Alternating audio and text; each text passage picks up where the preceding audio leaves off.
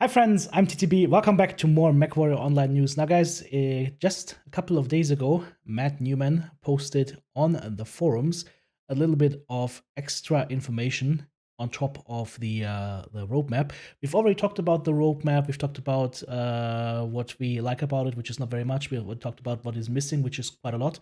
And if you want to look at that, I will link the video in the description below. We talked at length about it. Here is what Matt had to say. In terms of mechs, we will be delivering more mech variants that are on the roadmap, but there are no exact delivery dates as of now, so that's why they are not on that roadmap, and they will be on there when they will have delivery dates. Mark and others are very busy, and they want to continue to deliver mechs that we enjoy, and they also want to improve the annual rewards program. So it's exactly what I said. I said that when we were talking about the roadmap, I think that they just don't want to put anything on there that they cannot 100% guarantee to have on there, based on the fact that, for example, last year they wanted to do a lot of things, and then a lot of the things that should have been done didn't get done. Especially, for example, the more regular community updates. They started out strong, but then fell off a cliff very, very quickly. As far as the maps are concerned, they are committing to delivering 4 quote-unquote new quick play maps this year, based on existing maps. And Mark is also going to be helping Francois with those maps.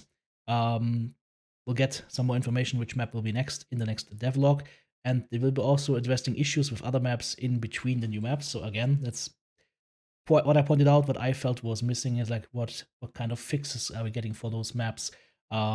Key points would be spawn point locations that are a problem, and B, also just general map geometry, with most MWO maps leading themselves towards a sniper PPFLD gameplay and close range brawling being a huge problem and getting further and further pushed to the sidelines in quick play, at least for sure. All right then. Next up, gameplay. They're continuing to work with the Cauldron on quirks on weapon tuning and more. Changes have been put in by Indie. Please forgive the lack of Cauldron updates mentioned on the roadmap. We have no intention of stopping that. They just don't have any details of what's next.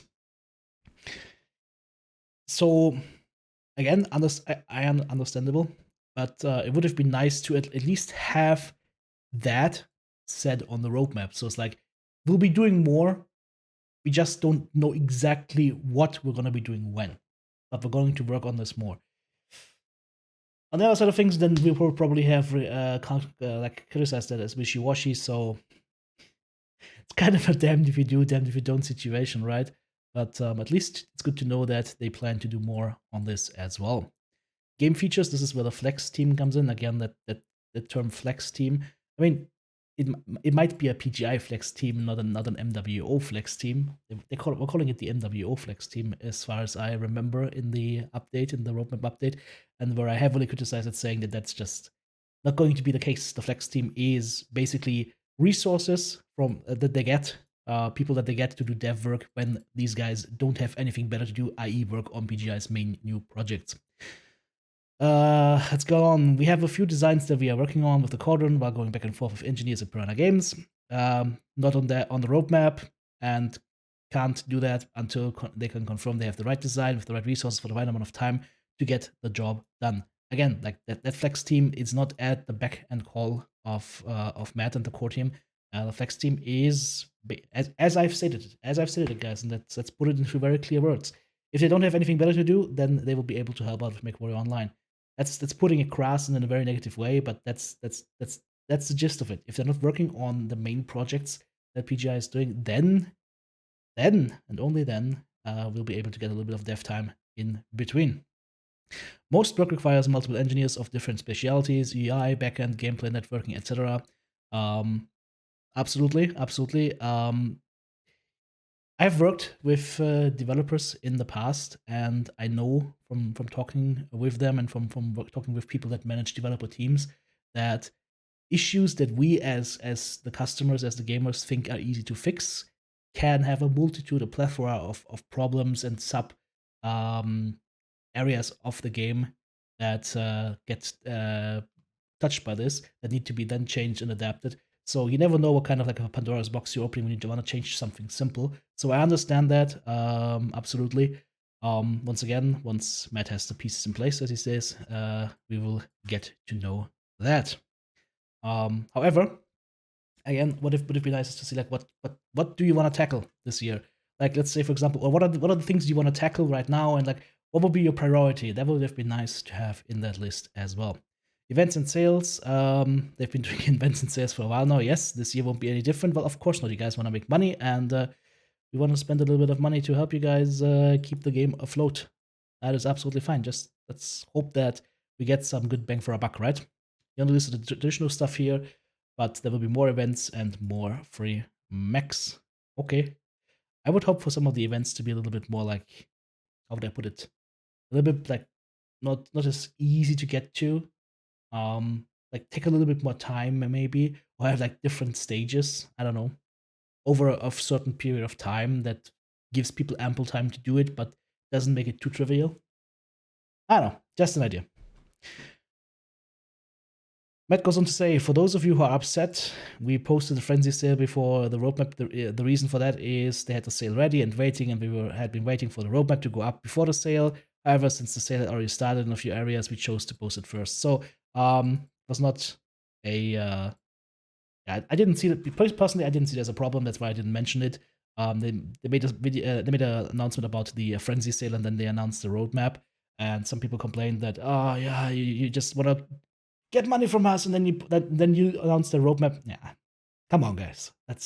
Let's be fair. We all know what we're playing. We all know what we can expect and what we cannot expect at this point in time.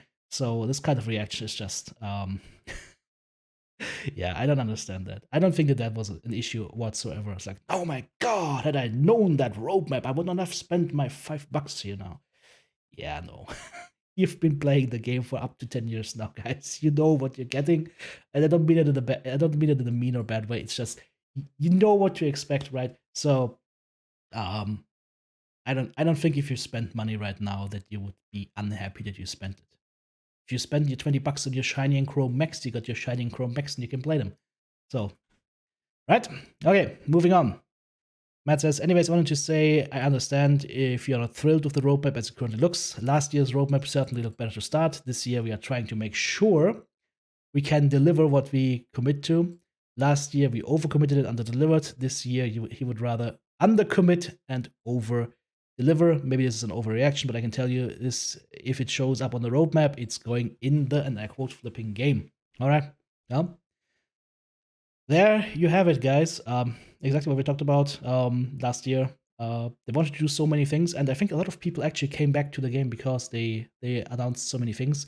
Didn't go as planned. Again, as I said, it's just the MWO team not getting enough resources from PGI, the parent company, to make things work. So hopefully they can get some time logged by the Flex team, and hopefully they can get some stuff going. Lots of bugs to fix in the game still that have never been addressed.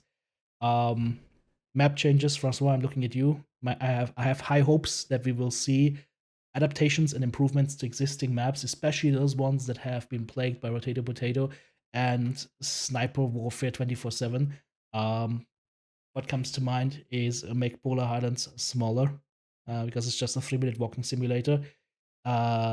Delete Alpine Peaks from the map pool, or at least do some hard work on it, because that map is just a clusterfuck. And I'm not talking just about changing spawn points. This thing is just really, really bad from a playability perspective.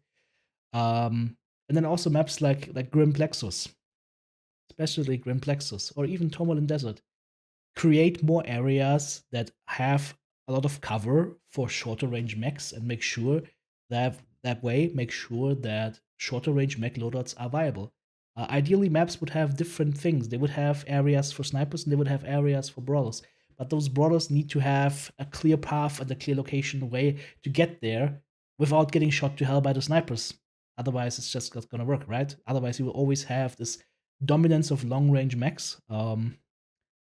That just doesn't feel good for a game that has so many cool short range weapons that a lot of people just have given up on using. And to the team in general, guys, Matt, Darren, Francois, Mark, anybody that can literally help with this, please get rid of subqueue. Get us a dedicated group queue again, and let us see, at least try it for a month. revert it back to the original, and see what people say about quick play after that. And also something that I would like to see, seasons. And you don't have to do anything crazy, guys. I recommend every 3 months to just wipe the tiers. Everybody starts at tier 5. No handouts, no special snowflake bonus, no participation medals. Everybody starts at tier 5, and after 3 months, you reset. And if you keep sub queue in, if people play in a group, they should not be progressing through MWO quick play matching tiers. They should not lose any matchmaking tier. They shouldn't drop in tiers, but they should also not be able to advance. They should be locked in their current PSR. Okay, well, there we go. I wanted just to talk about this, and now I got a couple more points in. These are, of course, just my personal opinions, but I'm sharing them with the rest of you. I'm sure some of you will share them. I'm pretty convinced that a lot of you share them, especially those that are watching the channel regularly, especially around the area of sub queue and as well as tier resets. Because tiers are it's a measure of current performance. It shouldn't be like we've looked at your performance for the past few years and this is your tier kind of thing. It should be something that is fluent. It should be like a season, right? And maybe you could even add some cool things. Let's say, for example, somebody is in tier 4 in the previous season, and this time they get into tier 3. Hey, you were able to improve your tier by 1 this season. So here you go. Here's some cool warhorn, or here's some cool mech color, or something like that. Like you can gamify this thing and can make it really interesting. Just make sure to reset the tiers regularly, because it also eliminates some of the misplaced people that are in tiers where they don't belong, and also it keeps the game fresh again. It gets an area of progress in again. The best time that I've seen around multiplayer games that are competitive, and that doesn't matter if it's League of Legends or Escape from Tarkov or whatnot, is when they reset everything, go back to 0, not your mechs or whatnot. I'm talking about the competitive performance wise, right? Everything to 0, everything starts new seasons, always breathe new life into the game. So might be worth to think about it, and shouldn't be too much of a problem, right? You guys have done it in the past already, so I'm pretty sure you can do it again. So these are my thoughts, guys. Let me know what you think in the comments down below. I don't want to bore you anymore. Thank you so much for your time. And of course, guys, if you found this video helpful, hit the thumbs up button, share it with your friends. And if you want to support me, click the join button on YouTube to become a channel member, or check out the links in the video description below. This has been TTB saying, have a great day.